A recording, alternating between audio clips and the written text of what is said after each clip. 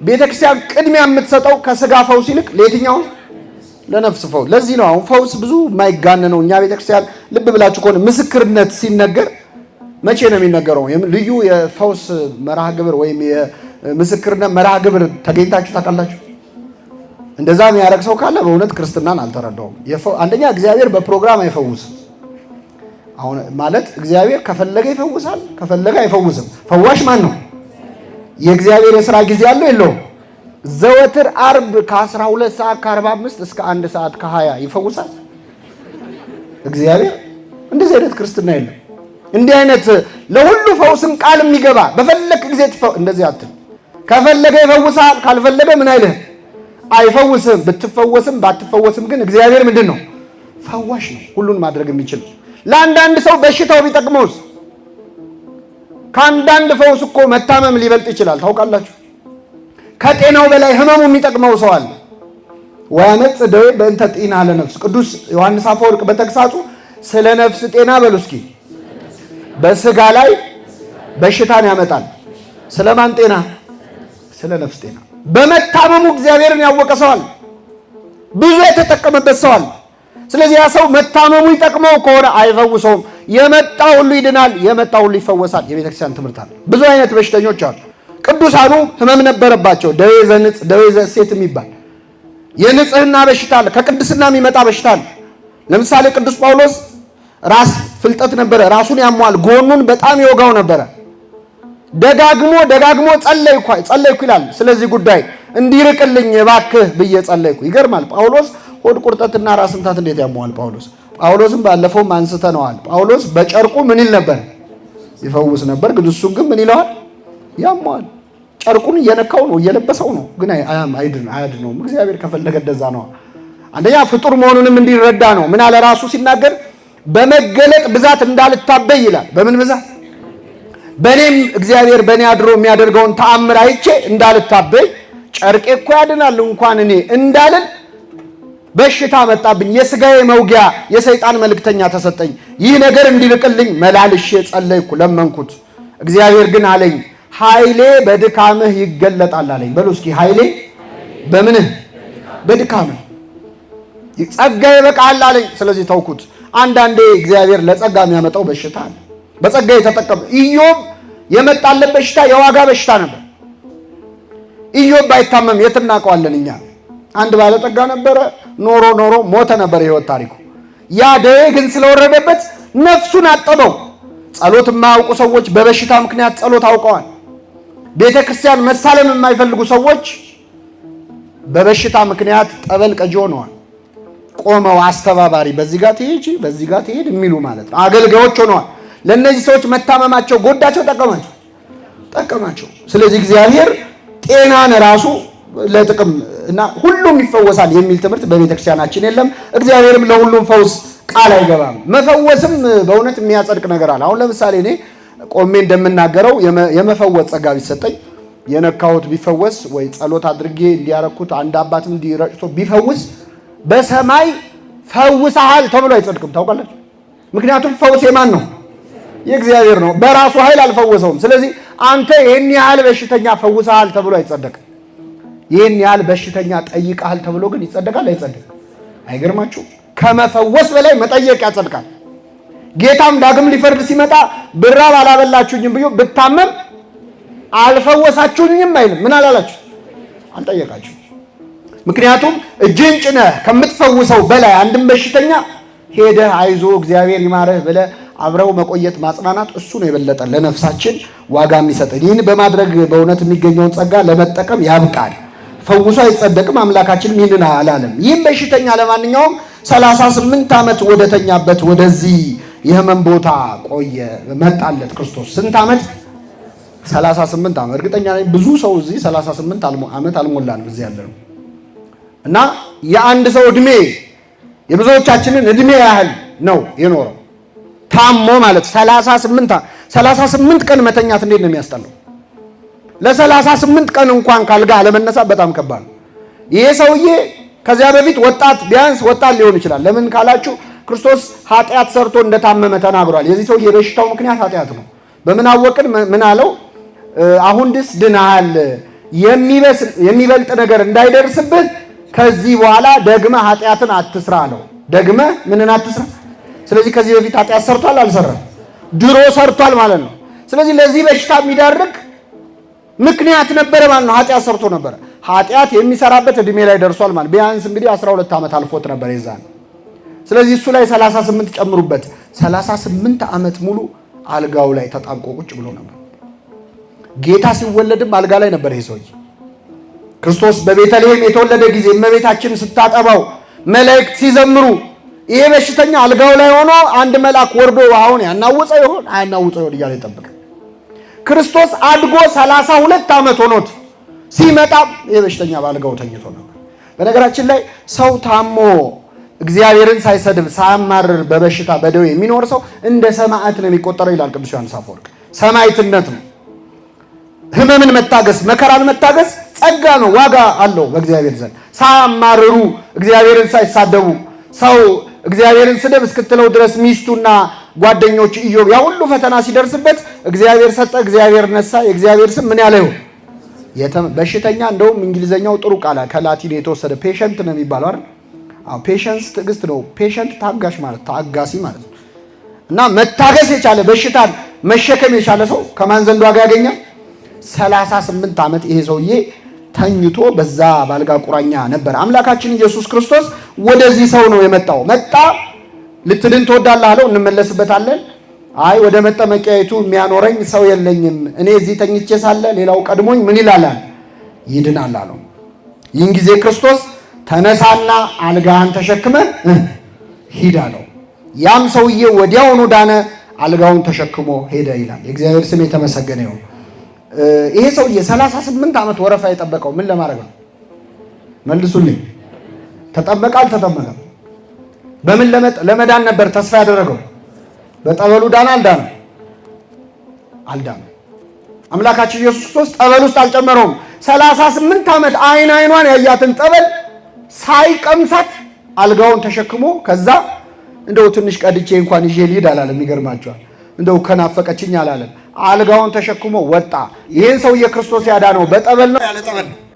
በመጀመሪያ ጠበል ነው ጸበል ነው የሚባለው? የከተማ ሰዎች ናችሁ ጸበል ነው የምትሉት። ጸበልም ጠበልም የሚምታታብን በምን ምክንያት መሰላችሁ? ክርስቶስ አንድን አይነ ስውር የዮሐንስ ወንጌል ላይ ፈውሶት ነው። ጸበል ማለት በግዕዝ ትቢያ ማለት ነው፣ አፈር ማለት። ጠበል ደግሞ ውሃው ነው። አንድን አይነ ስውር ግን ሊያድነው ፈለገና ምራቁን መሬት ላይ እንትፍ አለ እና ጭቃ ለወሰ፣ አፈር ለወሰ። አፈር በግዕዝ ምንድን ነው ብያቸዋል? ትቢያው ምንድን ነው? ጸበል ነው። ከዛ ለወሰና አይን ሰራለት፣ አያየ መጣ። ይሄ ሰው የዳነው በጸበል ነው በጠበል ነው? አቤት በጸበል ነው በጠበል? አልተጠመቀም? እንደሄዶ ተጠምቋል። በሰሌው መጠመቂያ ተጠመቃለው፣ ተጠምቆ መጣ። የዳነው በጸበል ነው በጠበል? በሁለቱም ነው። ስለዚህ አሁን ጸበልና ጠበል የሚምታታብን ትንሽ የተማረ ሰው ስህተት ነው ልላችሁ ነው። እሺ ጥሩ ነው፣ ወንጌል ከማወቅ የሚመነጭ ነው። ለማንኛውም ይሄ ሰውዬ 38 ዓመት ደጅ የጠናው ይችን መጠመቂያ ፈልጎ ነበር። እግዚአብሔር ግን ያለ ጠበል አዳነው። ምን ሊለው ነው የፈለገው? አንደኛ ይሄ ሰውዬ እዛች ጠበል ውስጥ ገብቶ ቢድን ኖሮ ምን ይላል? እንዴ መዳን ይነሰኝ እንዴ? የጠበቅኩት ኮረፋ ስንት ዓመት ነው? እኔ ያልዳንኩኝ ማን እንደዚህ እንላለን እኮ አንዳንዴ። መጀመሪያ አርግልኝ እንለውና እግዚአብሔር ሲያደርግልን ለነገሩ እኔም እኮ እንላለን። ተማሪ ፈተና ሊደርስ ሲል ከጉድ አውጣኝ ይላል። እንደው አደራህን ጌታዬ ይላል። እግዚአብሔር ረድቶት ጥሩ ከሰራ ለነገሩ እኔ እኮ ቤዛ አለኝ ይላል። ጥሩ ትምህርት ቤት ነው የተማአትሉ። እንደዛ እንዳይል ሰበብ እንዳያገኝ አይኗን እያያት የነበረችውን ጠበል እያሳየው እሱ ግን እንዲሁ ፈወሰው። በጠበልም ያለ ጠበልም እግዚአብሔር መፈወስ ይችላል አይችልም? አንድ በሉ። ሁለተኛ ለዚህ ሰውዬ እግዚአብሔር ከዚች መጠመቂያ ውጭ ሌላ መንገድ ያለው አይመስለውም ለማዳን።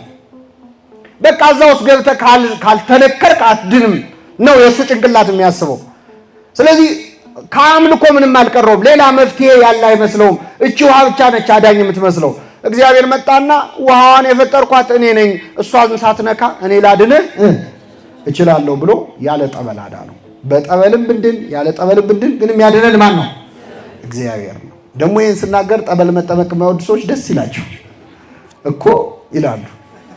እኔም ለዚህ እኮ ነው። እኔ ድሮም ጠበል ደስ አይለኝም። የዛሬው መምህር ደግሞ በደንብ ተናገረ ካላችሁ የመጽሐፍ ቅዱስ ሙሉ መጽሐፍ ነው። ሌላ ጥቅስ ልጨምርላችኋ። እውር ሆኖ የተወለደውን ሰው ግንባር ብቻ ሆኖ ነው የተፈጠረ የነበረው አይደል? አገኘው። ከዛ እሱን ምን አለው? ጭቃ ለወሰ፣ አይን ሰራለት። ከዛ ሄደ በሰሊሆም መጠመቂያ ምን በል ተጠመቅ አለው። አይነ ስውር ሰው ገደል ሄደ ተጠመቅ ይባላል? ዝም ብሎ መፈወስ ይችላል አይችልም? ክርስቶስ እየቻለ እማያየውን ሰው ወደ ጠበል ላከው። እግዚአብሔር ያሳያችሁ። ክርስቶስ ጠበል ተጠመቁ ይላል ለካ። አንዳንድ ሰው ጠበል ስንል እግዚአብሔርን ክርስቶስን አታውቁም የሚል የዋህ ሰው አለ። አረ ጌታ ራሱ ጠበል ተጠመቁ ይላል። አድራሻው ሁሉ ይጠቁማል። ይሄድና በሰሊሆም መጠመቂያ ምን በል ተጠመቅ። ያ ሰውዬ ቃል ባጠገቡ ያገኘው በእጁ የዳሰሰው ማን ነው? ክርስቶስ ነው። እንዴ ጌታ ሆይ አንተ እያለ የምን ጠበል የምን ዙሪያ ጥምጥም ነው? እዚሁ አድነኝ እንጂ አላለም። እሺ ብሎ ሄደ። ጠበል ባያስፈልግ ኖሮ ይህንን አይነ ስውር ሰው ወደ ጠበል ምን አይለውም ነበር። አሁን ተመልከቱ ክርስቶስ ምን እያስተማረን እንዳለ። ጠበል ቦታ ያለውን ሰውዬ ያለ ጠበል አዳነው። ከጠበል ውጭ ያገኘውን ሰውዬ ደግሞ ወዴት ሄዳለው? በጠበልም ብንድን ያለ ጠበልም ብንድን የሚያድነን ማን ነው? እግዚአብሔር። የየሰው እምነቱ የተለያየ ነው። አንዳንድ ሰዎች አሁን ሕክምና ልትሄድ ስትል ሲያዩ እነሱ ጠበል መጠመቅ በጣም እምነት ኖሯቸው ተጠምቄ ነው ምንድነው የሚሉ ከሆኑ ይታዘበዋል። እንደው ዝም ብለሽ ሆስፒታል ከምትዞሪ አትጠመቂም ብለው ወይ አትጠመቅም ብለው ሌላውን ሰው የጥፋተኝነት ስሜት እንዲሰማው የሚያደርጉ ሰዎች። እግዚአብሔር ግን እንደዚህ አላለም። ለሁላችንም የሚፈውሰን እንደየእምነታችን። ሕክምና ለምሳሌ ኃጢአት ነው ማለት አይደለም። ሕክምና የራሱ የእግዚአብሔር ፍጥረት ነው። እግዚአብሔር ለኛ የሰራው መፍትሄ ነው። ቅዱስ ባስልዮስ የተባለው ሊቅ ምን ይላል መሰላችሁ? አዳምና ሔዋን ከገነት ሲባረሩ የቁርበት ልብስ አለበሳቸው እግዚአብሔር ይላል። የምን ልብስ? የቁርበት ልብስ። ሕክምናም ከዛ የተለየ አይደለም ይላል። ከድቀት በኋላ የሰው ልጅ ከወደቀ በኋላ በሽታ ደዌ እንደሚኖርበት የታወቀ ነው። ስለዚህ ለሰው ልጅ ድካም የሚሆን መፍትሄ አበጀለት። ስለዚህ ሕክምና ማለት አዳምና ሔዋን ከወደቁ በኋላ ከለበሱት ቁርበት ምንም አይለይም ይላል። መጽሐፈ ሲራክ ደግሞ ይህን በደንብ ግልጽ አድርጎታል። ላንብብላችሁ። ሲራክ 38 ላይ እርሱን እግዚአብሔር ስለመረጠው ጌትነቱም እንደ እጁ ስራ ነውና ባለመድኃኒትን አክብረው ይላል። ምንን አክብረው? ሐኪምን አክብር። ሕይወት ከእግዚአብሔር ዘንድ የሚገኝ ሲሆን ድርጎውን ከንጉሥ ይቀበላል። ባለመድኃኒትን በጥበቡ ያከብሩታል፣ በመኳንንቱም ዘንድ ይመሰገናል ይልና እግዚአብሔር መድኃኒትን ከምድር ፈጥሯልና አዋቂ ሰው ባለመድኃኒትን አይንቀውም ይላል። እግዚአብሔር መድኃኒትን ከምን ፈጥሯል? ስለዚህ ሐኪም ቤት ሄደን ስንታከም የሚያክመን ዶክተርን ከአፈር የፈጠረው ማን ነው? ዶክተሩ የሚሰጠንን ኪኒን ከቅጠል የፈጠረው ማን ነው? ስለዚህ ያዳነን ማን ነው? በሕክምናም ብንድን በጠበልም ብንድን ምንድነው? በማን ኃይል ነው? በእግዚአብሔር። ሌላው እግዚአብሔር በጥቂትም በብዙም ማዳንም ይችላል።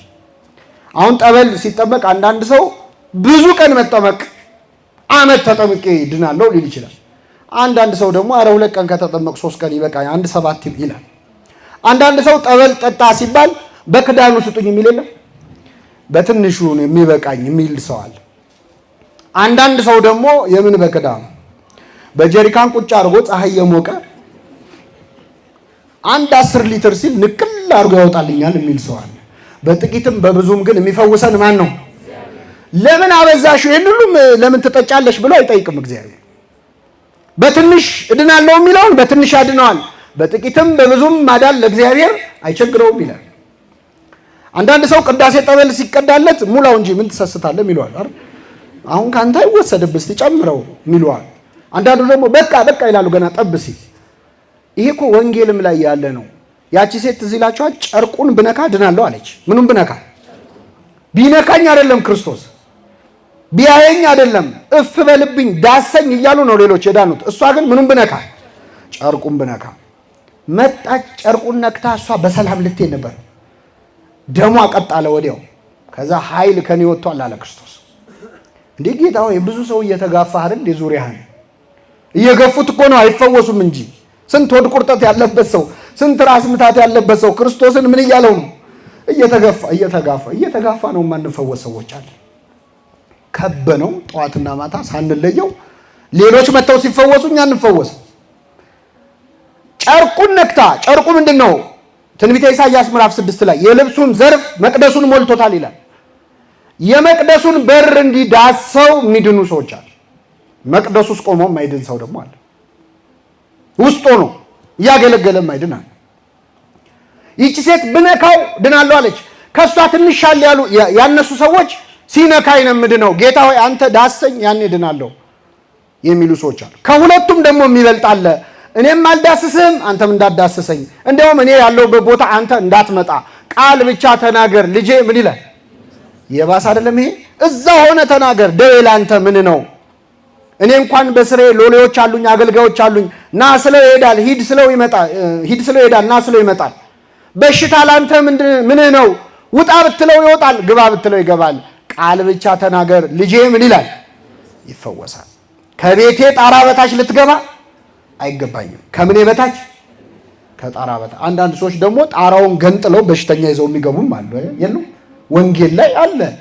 ከቤቴ ጣራ በታች አትገባም ሳይሆን ጭራሽ ጣራውን ገንጥለን ከገባን የምታድነው። ሁሉንም እንደየእምነቱ ግን የሚፈውሰው ማን ነው? አያችሁ፣ ድካማ እስመ አንተ ተአምር ድካሙ ለሰብ ይላል። የሰውን ድካሙን አንተ ታውቃለህ። እንደየድክመትህ እንደየንዝህላልነታችን እያየ በተኛበት የሚፈውሰው አለ፣ ሄዶ የሚፈውሰው አለ። በማንኛውም መንገድ ግን ብንፈወስ የሚፈውሰን ማን ነው? እግዚአብሔር።